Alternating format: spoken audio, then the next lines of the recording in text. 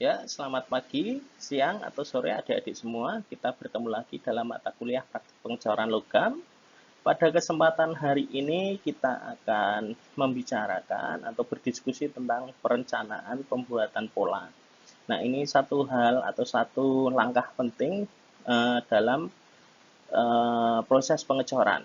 Nah, tanpa perencanaan pola yang bagus, yang tepat, maka hasil corak nanti juga akan tidak bisa maksimal dan mungkin akan terjadi banyak cacat, dan bahkan yang paling parah adalah pengecoran itu tidak dapat terlaksana karena polanya yang tidak sesuai. Nah, untuk itu kita akan membicarakan tentang perencanaan pembuatan pola ini. Oke, ini ada 5 step dalam casting. Ada pattern making, mold and core making, melting and pouring of metal, taking the casting out of mold, dan yang kelima cleaning atau fiddling and inspection. Jadi ini dari pembuatan pola, ya, pembuatan pola, terus pembuatan cetakan dan inti, terus peleburan dan juga penuangan cairan logam. Yang keempat ini membongkar atau mengambil coran dari mood atau dari cetakannya. Lalu yang kelima ini pembersihan, ya, di sini dari sisa-sisa cetakan, jadi pasir cetaknya yang menempel ataupun bagian-bagian yang tidak diperlukan. Jadi ada bagian pressure, bagian saluran itu nanti dipotong di sini. Dan yang terakhir nanti ada inspeksi, jadi melihat apakah hasil coran itu bagus atau tidak. Nah, untuk itu dalam pertemuan kali ini kita akan fokus pada pattern making. Nah, kita lihat pattern making di sini apa tujuannya dari pattern making itu, yaitu setelah pembelajaran ini mahasiswa mampu membuat pola, ya, pada pengecoran. Ya, jadi pola pada pengecoran. Jadi ini yang harus dikuasai adik-adik nanti.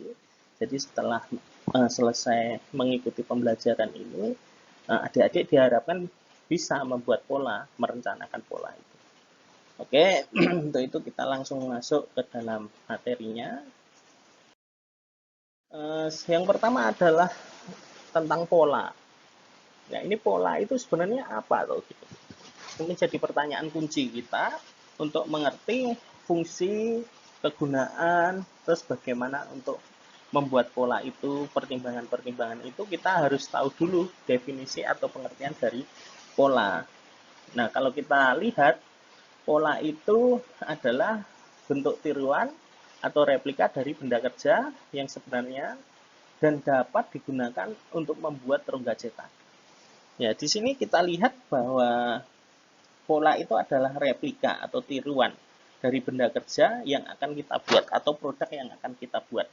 Jadi kalau kita lihat di sini pola nanti akan mirip, ya, akan memiliki dimensi yang hampir mendekati dengan produk sebenarnya. Tentu saja nanti akan ada beberapa tambahan atau allowance yang perlu ditambahkan dalam pembuatan pola itu, sehingga polanya dapat dibuat dengan baik dan nanti ketika digunakan dalam pengecoran maka akan menghasilkan produk yang sesuai dengan perencanaan. Nah, itu adalah pola. Jadi kita lihat juga ukuran pola atau pattern size itu sama dengan casting size, terus ditambah atau dikurangi dengan allowance. Ya, allowance ini adalah penyesuaian-penyesuaian atau kelonggaran-kelonggaran ataupun bisa dikatakan sebagai tambahan dalam pembentukan pola. Jadi nanti ada beberapa allowance. Nah, diantaranya adalah penyusutan, allowance tentang pengerjaan mesin, yang ketiga tentang kemiringan, keempat pelenturan, dan kelima penempatan telapak inti. Jadi paling tidak ada 5 allowance ini yang diperlukan atau yang perlu diperhatikan dalam perencanaan pembuatan pola atau perencanaan size dari polanya, ukuran dari polanya.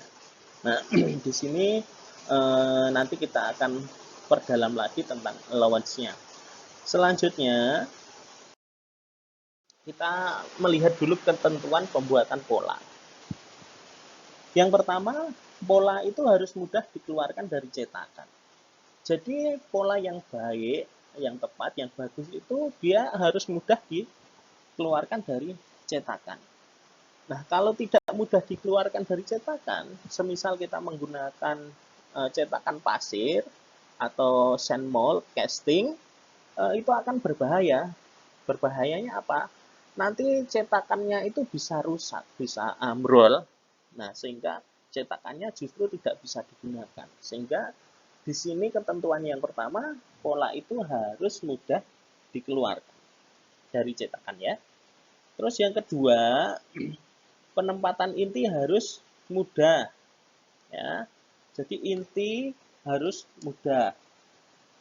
Nah, kalau kita lihat nanti dalam penyusunannya atau ketika polanya sudah jadi, terus cetakan sudah jadi, untuk bagian-bagian berongga atau berlubang itu perlu ditempatkan inti.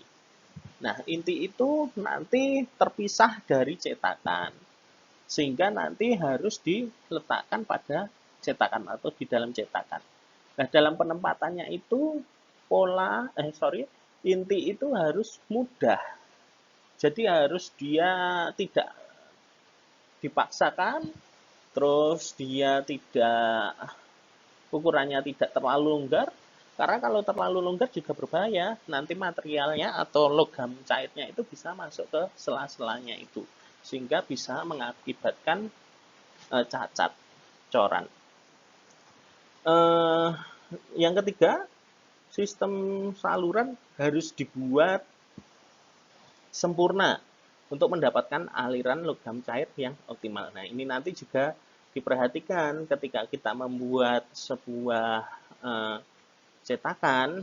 Jadi cetakan itu kan nanti dibuat menggunakan atau berdasarkan pola, di mana pola itu bisa juga termasuk nanti ada saluran-saluran, saluran tuang dan lain sebagainya itu.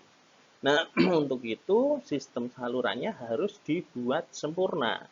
Supaya apa? Supaya nanti aliran logam cairnya itu bisa mudah, bisa dengan optimal ketika memasuki ruang corannya. Nah, ini penting ya. Jadi sistem saluran harus dibuat sempurna. Lalu yang keempat apa? Permukaan pisah dibuat seminimal mungkin. Nah, jadi harus seminimal mungkin. Dalam artian kalau kita lihat gambar ini nomor 1 sampai 5 ini adalah permukaan pisah. Jadi ini ada 5 permukaan pisah. Ya, jadi ini nanti permukaan pisah pertama, pola ini akan dipotong di sini ya. Jadi nanti akan ada potongan di sini, terus ada kedua ini ada potongan di sini, terus ketiga di sini, keempat, kelima. Nah, ini ada 5 potongan. Apa kerugiannya kalau terlalu banyak? Maka yang terjadi adalah boros waktu ketika membuat cetakan. Nah, ini kan tidak bisa sekali jadi, nanti harus permukaan yang paling atas dulu, ke tengah, terus baru yang paling bawah. Nah, itu kan memakan waktu yang lama, sehingga akan boros waktu. Nah, yang kedua juga polanya nanti ini mahal, harganya menjadi mahal. Karena apa? Karena dia rumit ya. Jadi kalau bisa ya sebaiknya satu saja, mungkin atas dan bawah ini dibagi 2 gitu. Nah, itu dipikirkan sebaik mungkin sehingga dalam merencanakan pola itu nanti bisa ditekan atau diminimalkan untuk pembuatannya atau untuk permukaan pisahnya. Oke. Lalu kita lihat selanjutnya. Ini tambahan ya. Tadi kita sudah berbicara tentang allowance. Jadi di sini ada tambahan ukuran akibat penyusutan. Jadi karena penyusutan ya, material atau benda atau logam cair itu ketika dia nanti mengeras atau mengalami pembekuan, maka akan ada penyusutan. Nah, kita lihat di gambar ini, di sini ada penyusutan, di sini ada penyusutan, ini ada penyusutan.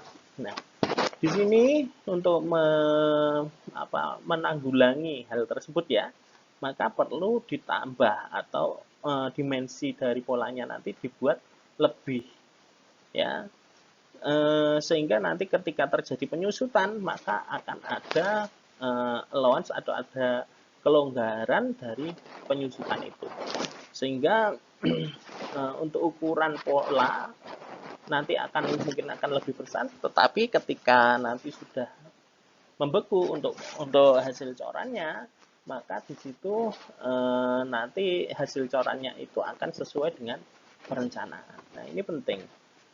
Nah, kalau kita lihat di sini ada tambahan penyusutan ya. Jadi masing-masing bahan itu akan memiliki penyusutan yang berbeda-beda. Nah, di sini nanti akan berbeda juga antara besi cor, baja cor tipis, dan kuningan kekuatan tinggi atau coran baja yang besar. Ini nanti akan berbeda-beda penyusutannya di sini.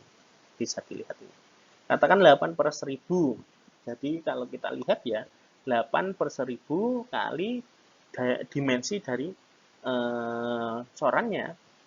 Jadi dimensi dari pola yang akan dibuat. Ya.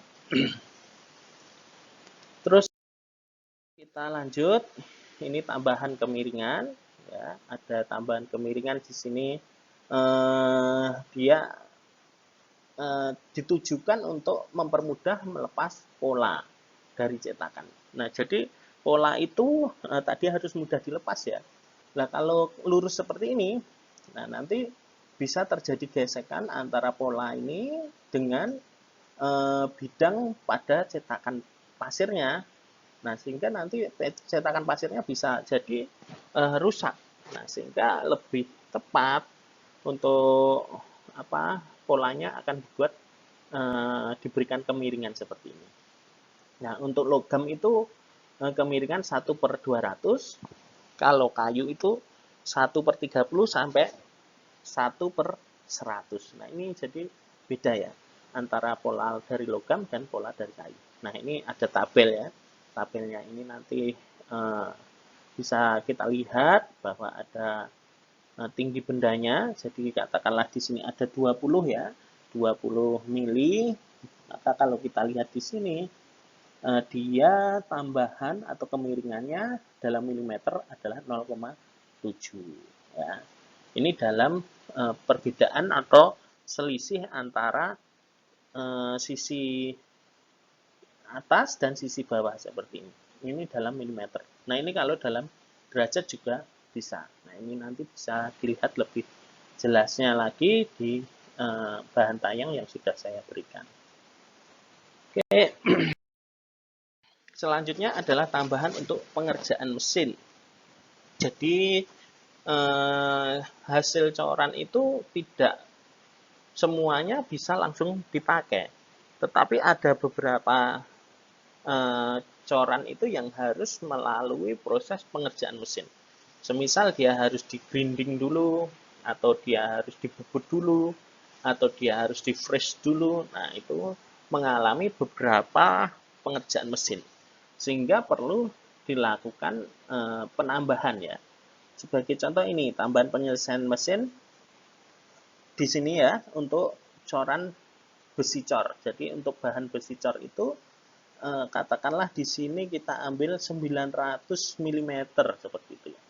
900 mm itu nanti untuk cup, bagian cup ini kita lihat ada 8 mm. Jadi penambahan cupnya pola di bagian cup nanti ditambah 8 mm ya.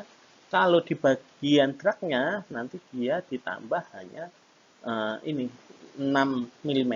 Jadi ada perbedaan juga antara penambahan pada cup dan pada dragnya.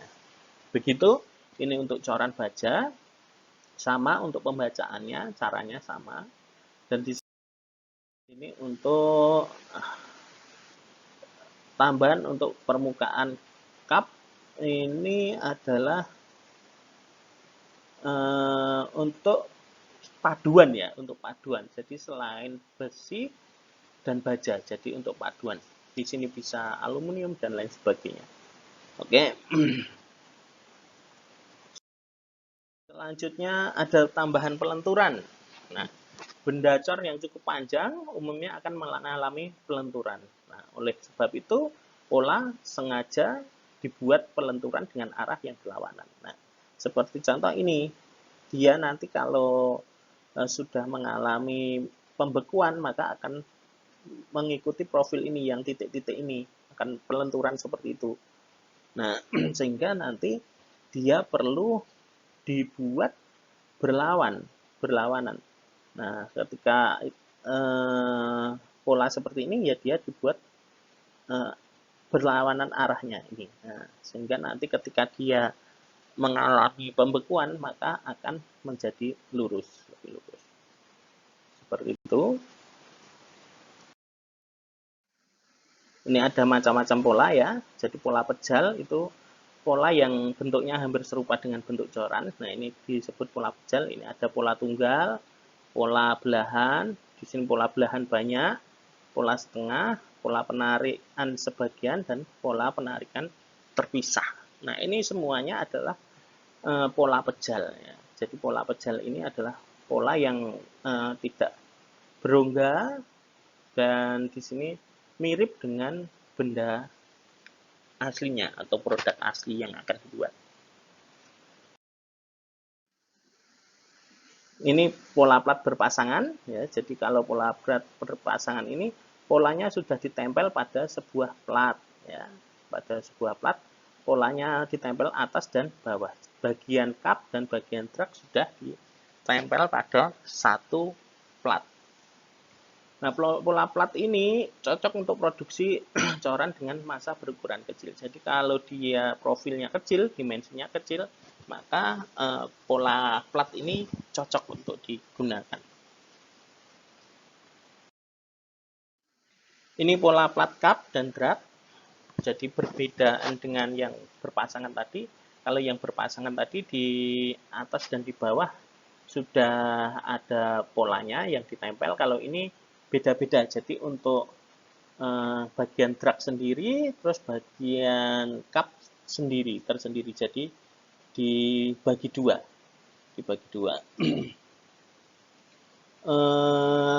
Setelah itu yang keempat, pola cetakan sapuan. Ini biasanya digunakan untuk coran bentuk silinder ya, atau putar. Nah, di sini ada porosnya ya, di sini ada pengalir, di sini sudah ada profilnya. Jadi nanti ini diputar sehingga ketika sudah dia putaran penuh nanti akan membentuk pola sesuai dengan profilnya ini. Nah, ini pola cetakan sapuan. Nah, pola ini dibuat dari plat dengan sebuah penggeret atau pemutar di tengahnya. Ini ada pemutarnya.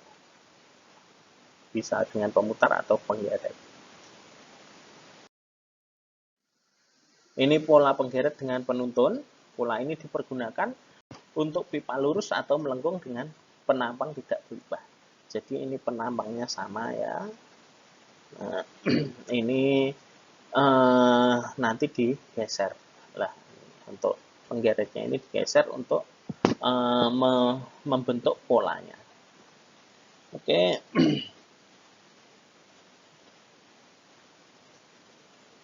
Lalu